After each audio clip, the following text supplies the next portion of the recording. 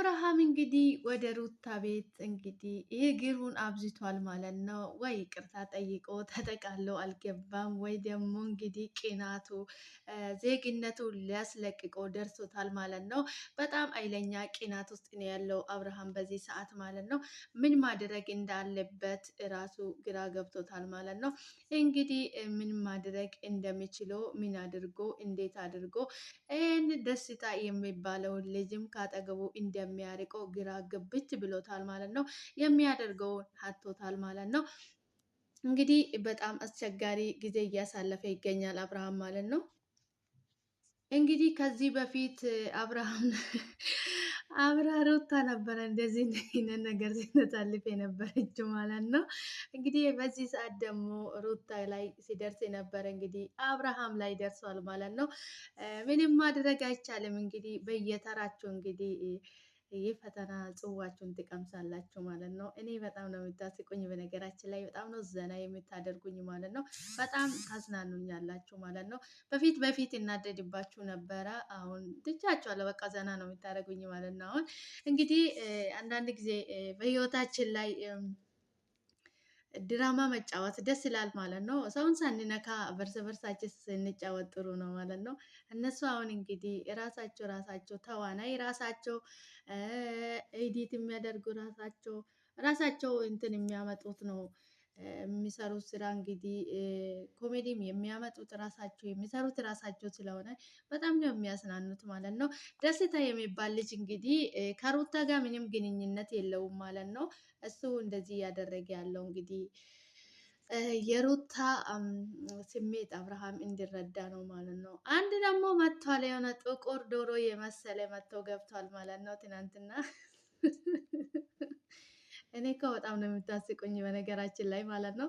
አዳዲስ ሰዎች እንደዚህ ስትቀጡበት እንግዲህ ያው ሞቅ ደመቅ ይላል፣ ድራማቸውም ጨዋታ ይጨምራል ማለት ነው። እንግዲህ ያው በዚህ ማለት ነው እናንተም ማቅረብ አይደክማችሁም፣ እኛም ማየት አይደክመንም ማለት ነው። ቀጥሉበት እንግዲህ ያው ደስ ይላል። በነገራችን ላይ እንደዚህ በራሳችሁ የምታመጡት አይዲያ እንደዚህ ዘና ስትሉ ማለት ነው። እውነት ለመናገር በነገራችን ላይ ደስታና ሩታ ምንም ግንኙነት የላቸው። እነሱ አውቆ ነው እንደ ድራማ እየሰሩ ያሉት እንጂ ምንም ግንኙነት የላቸውም ማለት ነው። ምንም ግንኙነት የላቸውም። አብርሃም ለመስቀናት እንግዲህ አብርሃምን ድብን ሄርር ጨሰስ ለማድረግ ነው እንጂ ምንም ግንኙነት የለም ማለት ነው መሀላችሁ። እንግዲህ ሩታ እስከ ዛሬ አብርሃምን የማትፈልገው ቢሆን ኖሮ ፎቶ ቤት ውስጥ የተለጣጠፉን ፎቶ በሙሉ ታወርድ ነበር ማለት ነው። የለጠፈ እሱም ነው ይቀመጥ ብላ ትታለች እንግዲህ ደስታ እንግዲህ በዚህ ሰዓት እንግዲህ አለሙን እየቀጨ ይገኛል ማለት ነው ከሩታ ጋር። ያው ፌክ ጨዋታ ቢሆንም ድራማ ቢሆንም እንግዲህ እያስመሰሉ ጥሩ ጊዜ እያሳለፉ ነው ማለት ነው። ደስ ይላል እንግዲህ ምንም ማድረግ አይቻልም። እንግዲህ አንዳንድ ጊዜ ማልቀስ፣ አንዳንድ ጊዜ መደሰት፣ አንዳንድ ጊዜ መከፋት፣ አንዳንድ ጊዜ መሳቅ እንግዲህ የህይወታችን አንድ ገጽ ስለሆነ ምንም ማድረግ አይቻልም ማለት ነው። እኔ በጣም ነው ዘና የምታደርጉኝ በነገራችን ላይ።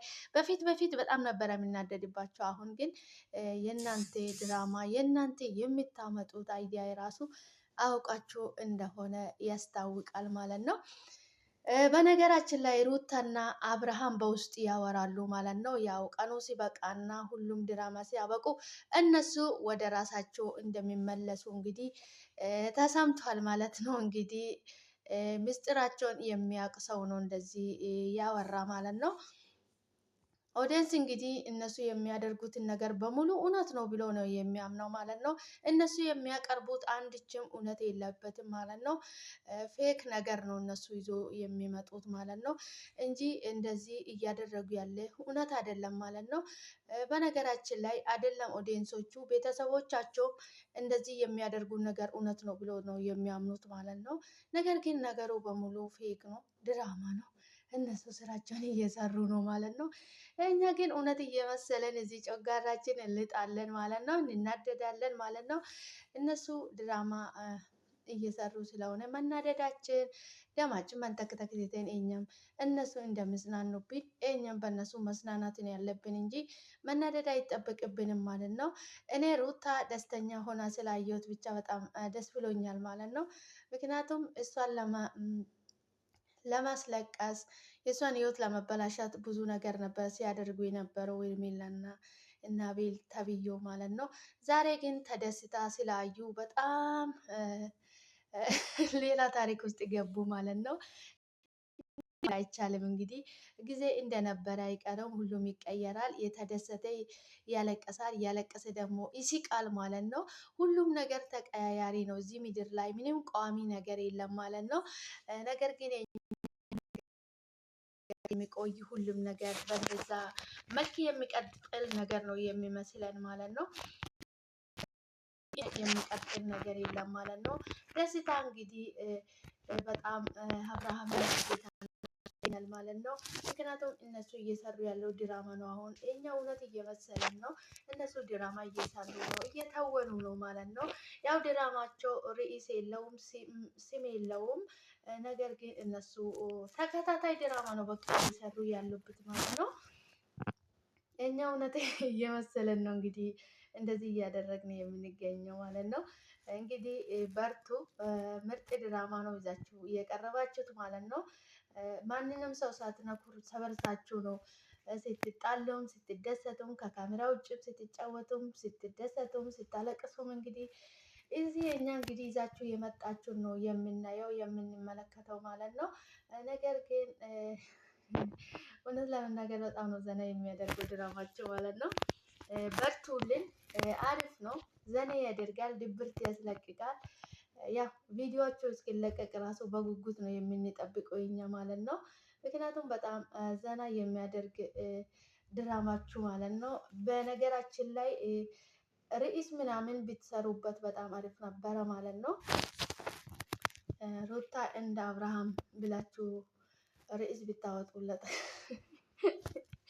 በጣም ምርጥ ነበረ ማለት ነው።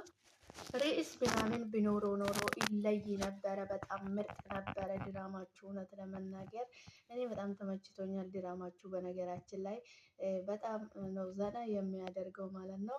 አንዴ ስትስቁ፣ አንዴ ስታለቅሱ፣ አንዴ ስትጣሉ፣ አንዴ ስትተቃቀፉ እንግዲህ ድራማችሁ ይለያል ማለት ነው።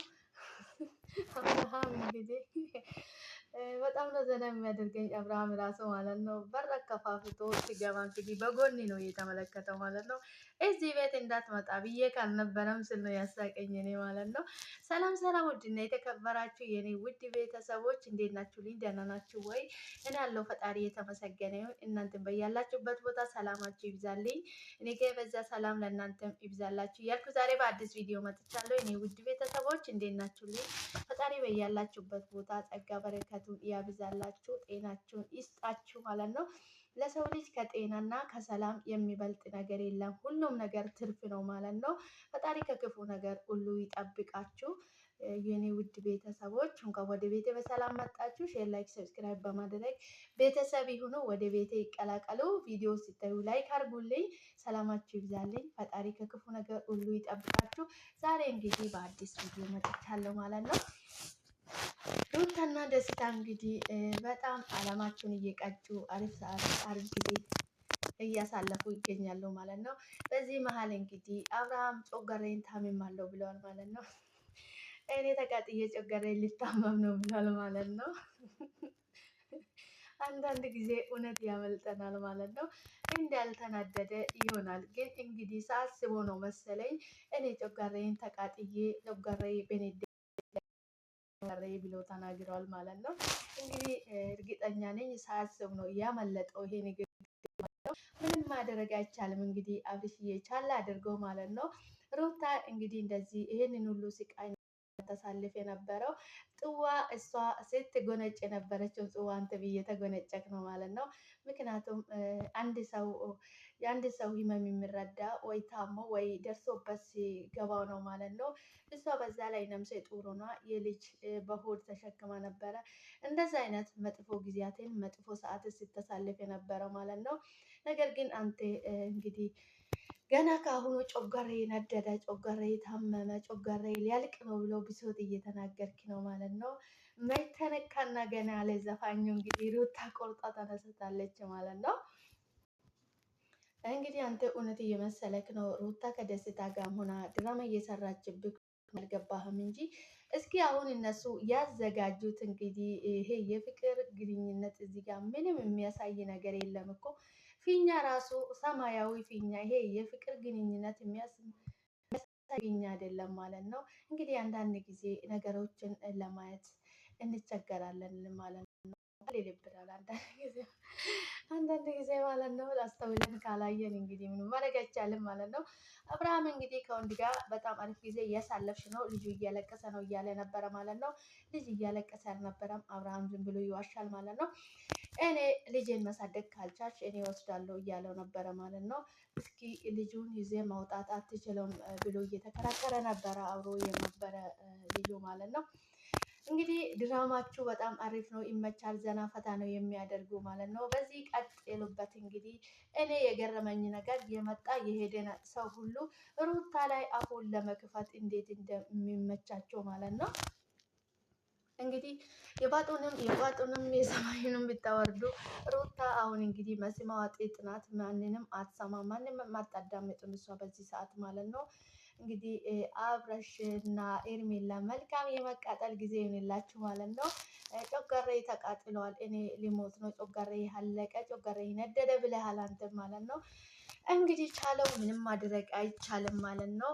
መልካም የጨጓራ መቃጠል ጊዜ ይሁንልኝ ማለት ነው። አብርሽዬ በርታ ወንድማችን።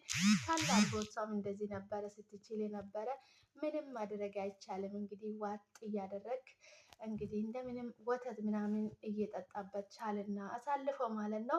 መልካም የመቃጠል ጊዜ ይሁንልኝ ወንድማችን። ሰላማችሁ ይብዛልኝ የኔ ውድ ቤተሰቦች፣ አብራችሁ ስለቆያችሁ ከልብ አመሰግናለሁ። በቀጣይ በአዲስ ቪዲዮ እስክንገናኝ ድረስ ቸር ቆዩልኝ። ሰላማችሁ ይብዛልኝ በያላችሁበት ቦታ። ቪዲዮ ስታዩ ላይክ አድርጉልኝ። አብራችሁ ስለቆያችሁ ከልብ አመሰግናለሁ። በቀጣይ በአዲስ ቪዲዮ እስክንገናኝ ድረስ ቸር ቆዩልኝ። ሰላማችሁ ይብዛልኝ።